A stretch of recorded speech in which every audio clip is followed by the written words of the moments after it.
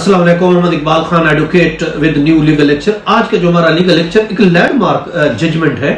Federal Shariat court की, जो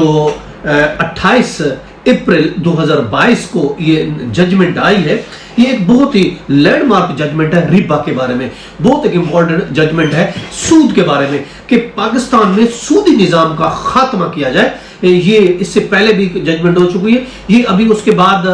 ये दोबारा से ये पेश की गई थी और इसमें ये कहा गया है कि पाकिस्तान में सूदी निजाम का खात्मा होना चाहिए और उसके लिए फेडरल शरीयत कोर्ट का ये 3 रुकनी जो बेंच था, इसने एक शरीयत पिटीशन है 30L ऑफ 1991 1991 की ये पिटीशन है और इसके साथ और बहुत सी पिटीशन है 90 की, 91 की, 92 की। तो उस तमाम को यकजा करके एक कंसोलिडेट जजमेंट दी गई है और उसमें यह कहा गया है कि पाकिस्तान में सूदी निजाम के खात्मे के लिए, खासकर बैंकिंग निजाम के खात्मे के लिए और उसके अलावा जो कवानीन बनाए गए हैं सूद पर जो डिपेंड करते हैं, जिसमें पूरा सिस्टम सूद पर मुनहसर है, तो उसको खत्म करने के लिए जो फेडरल शरीयत कोर्ट है उसने गवर्नमेंट को 31 दिसंबर 2027 यानी 5 साल का टाइम दिया है कि 5 साल के अंदर अंदर वो जो कवानीन जो सूद के हक में है वो सूदी कानून को खत्म किया जाए और पूरा बैंकिंग सिस्टम, पूरी इकोनॉमी जो है वो बिल्कुल उसको खत्म करके बिला सूद के बगैर जो है वो कर दिया जाना चाहिए। उन्होंने ये जजमेंट जो दिया कि into the equitable assets based risk sharing interest for economy by complete elimination of Riba from Pakistan, के पाकिस्तान से रिबा को, इंटरेस्ट को हमेशा के लिए खत्म कर देना चाहिए। खत्म करने के लिए फेडरल शरीयत कोर्ट ने 5 साल का टाइम दिया है। ये जो 3 जजों पर एक फेडरल शरीयत कोर्ट का ये एक फैसला है, एक जजमेंट है, जिसमें जस्टिस डॉक्टर मोहम्मद अनवर है, सैयद मोहम्मद अनवर, और इसके अलावा जस्टिस मोहम्मद नूर मस्कनजाई की चीफ जस्टिस है फेडरल शरीयत कोर्ट के, और तीसरे जो जज है वो जस्टिस खादिम एस शेख। ये 3 जजों पर मुश्तमिल एक बेंच था जिसने ये 91 की जजमेंट जो है वो अनाउंस की है। और उन्होंने ये कहा है, खासकर बहुत से कवानीन है उनके हम मुख्तसरन बताते हैं किन किन कवानीन के बारे में कहा है कि इन निज़ाम को, इन कवानीन में अमेंडमेंट करनी चाहिए या इसको डिलीट खत्म कर देना चाहिए। खासकर CPC के हमारे बहुत से सेक्शन है जिसमें 2 सबसेक्शन 12 है, 34 है, 34A है, 34B है, 35(3) है और 144(1) है। और इसके अलावा ऑर्डर है, ऑर्डर 21 है, रूल 11(2)G है और ऑर्डर 21 है और इसका रूल 38 है, ऑर्डर 21 है, रूल 79 सब उसका 3 है और इसके अलावा 93 है ऑर्डर 21 का रूल, और इसके अलावा ऑर्डर 34 है उसका रूल 21 1 है, A 1 2 और 3 है, C 1 है और इसके अलावा 2 है, और इसके अलावा ऑर्डर 34 का रूल 2 सब का 2 है और इसके अलावा ऑर्डर 34 का 4 है रूल, इसके अलावा 7 1 A 1 2 और C 1 2 ये है, और इसके अलावा ऑर्डर 34 है उसका रूल 7 और सब उसका रूल का 2 है, और इसके अलावा ऑर्डर 34 का 11 है रूल, और इसके अलावा 13 1 है और इसके 2 है और 9 है। और ये जो है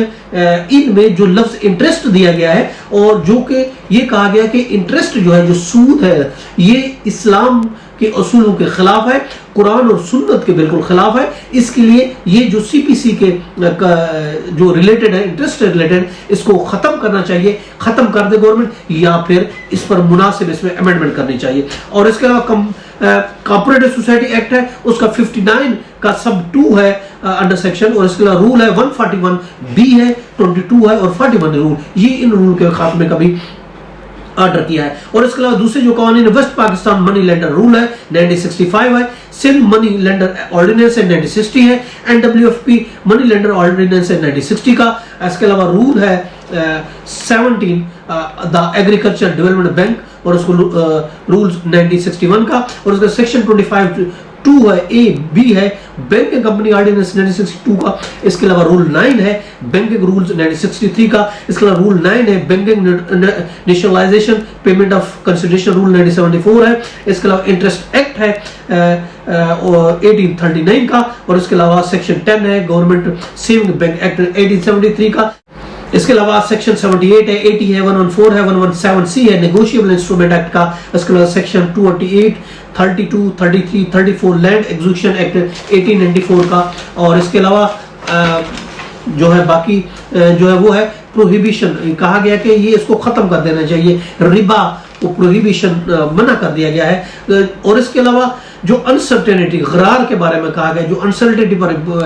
पैसे जमा होते हैं उसको खात्मा होना चाहिए। और इसके अलावा अल कमार के बारे में जिसको गैम्बलिंग कहा जाता है उसका खात्मा चाहिए। और इसके अलावा अल मयसर यानी अनअर्न्ड इनकम के हवाले से जो भी चीजें, इसका भी खात्मा होना चाहिए।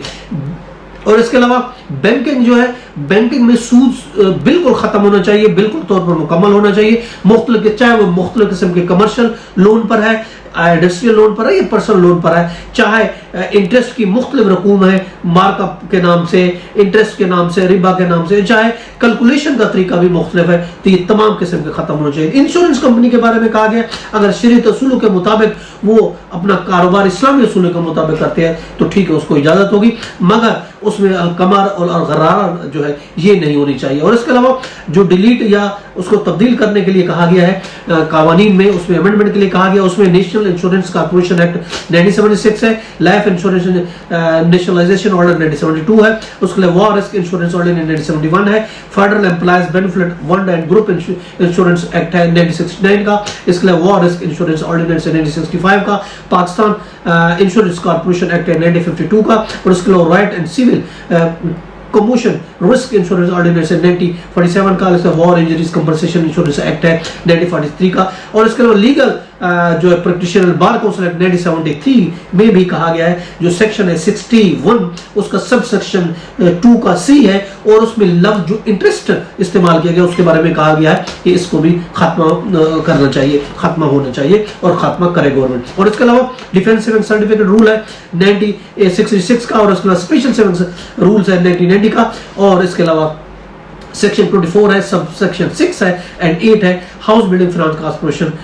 एक्ट है 2018 का, और इसके अलावा बैंकिंग कंपनी ऑर्डर 1962 का अंडर सेक्शन खासकर 25 उसका सब है 2A है जो कि इस्लाम के खिलाफ है। तो ये बहुत से कानून के बारे में कहा गया कि लैंडमार्क जजमेंट है, बहुत इंपॉर्टेंट जजमेंट है कि पाकिस्तान में सूदी निजाम का खात्मा होना चाहिए। किसी भी डिपार्टमेंट में, किसी भी सिस्टम में, गवर्नमेंट के सिस्टम में या किसी प्राइवेट के सिलसिले में, बैंकिंग के सिस्टम में, हर जगह से जो भी कानून है इंश्योरेंस के बारे में उसका खात्मा होना चाहिए। हुकूमत को 5 साल का वक्त दिया गया है कि 5 साल के अंदर अंदर इससे मुनासिब अमेंडमेंट करें या इन कवानीन को खत्म करें। ये था आज का लेक्चर, इसके साथ इजाजत है, मुझे कर फिर मिलेंगे। हैव अ नाइस डे, अल्लाह हाफिज़।